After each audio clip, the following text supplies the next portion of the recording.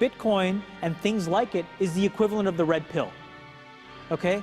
We are entering a completely world of uncharted water right now. Have you made any investments in Bitcoin? So, I mean, I personally, I own Bitcoin in my hedge fund, I own Bitcoin in my fund, I own Bitcoin in my private account.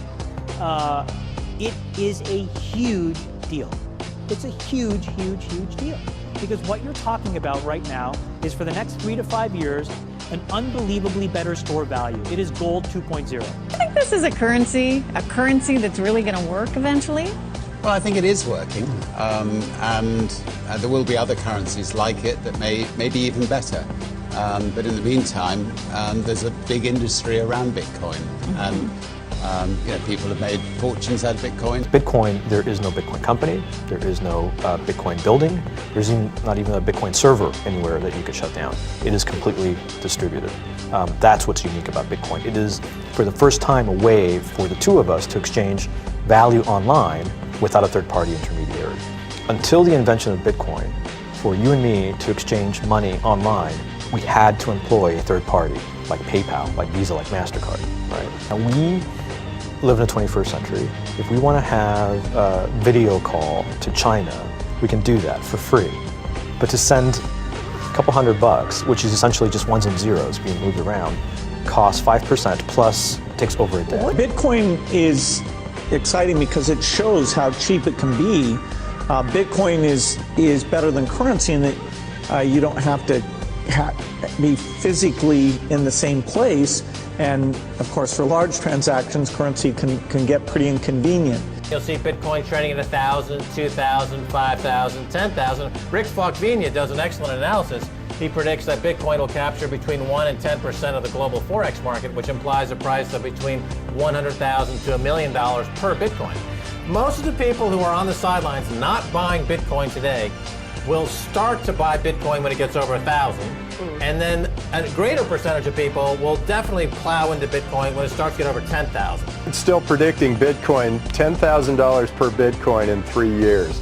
I think it's mostly a very positive thing. I think we're going to see ups and downs like with any other emerging technology, but I think Bitcoin is here to stay. So let's make a call here. In 10 years, what do you think Bitcoin will be worth? One Bitcoin? Between $500,000 and $1 million. And what is Bitcoin? Bitcoin is a currency on the internet. I sent 100 euros worth of Bitcoin from here in Tokyo directly to you guys through this camera, through the network, through the TV, right into your home. If I had tried to do that, send you the money with a traditional bank, it would have taken several days and probably cost 30 euros. I just did it right now with Bitcoin instantly, basically for free, and didn't have to ask anybody for permission. I didn't need a bank, I didn't need a government, I didn't need anybody. I just needed myself and you and our smartphones to do it. That's the power of Bitcoin. Wall Street is fraud, America is fraud, the world is fraud, banks are fraud, central banks are fraud. We live in an era of fraud. It's all based on fraud, and they get a percentage of the fraud. That's the business model. To suggest that there is any moral or ethical aspect to anything that's going on now is to be completely naive about the fact that we live in an era dominated by financial terrorists,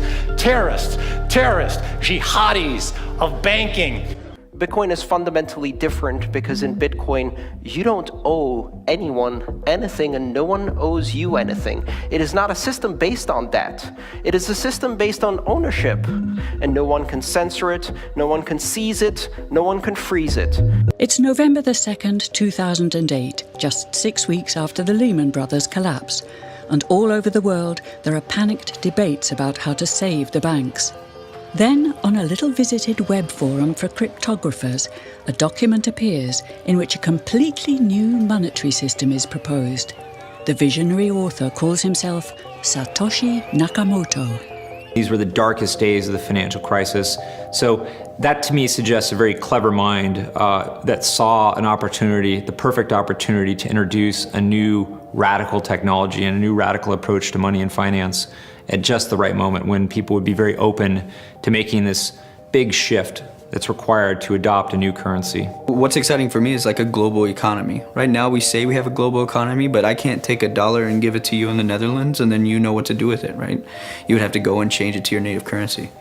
And when you kind of eliminate that step and I can just send you one form of payment and you can send me a product in a matter of seconds, that starts to change things from from a global perspective. I think a lot of people are underestimating the way in which Bitcoin and the blockchain are going to change the power structures in society in general. I mean, I grew up in the US and I see all these people like, yeah, nuke everybody in the Middle East and kill them all. And then they have the former Secretary of State, Madeleine Albright, on 60 Minutes, one of the most popular news shows in the US. And they asked her, they said, like, there's reports that more than 500,000 Iraqi children have died as a direct result of US sanctions.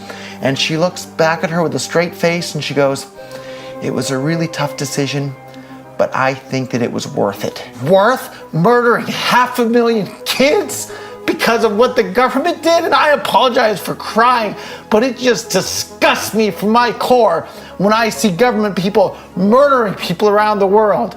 It's not just theoretical, these are real people with real lives.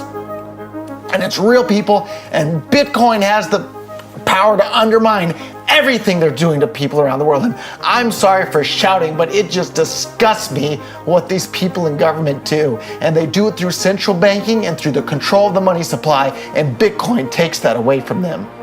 So thinking that it's too late to get involved in Bitcoin is like thinking it's too late to get involved with the internet or too late to get involved with using a cell phone. Like, it's not too late to get involved in Bitcoin. If Bitcoin becomes really popular all over the world, Bitcoins are going to have to be worth at least tens of thousands of dollars a Bitcoin, if not hundreds of thousands of dollars per Bitcoin. So thinking it's too late to get involved with Bitcoin is like thinking it's too late to get involved with using the internet. Of course not. Like, it's ubiquitous in our lives, and Bitcoin's going to become ubiquitous in our lives as well.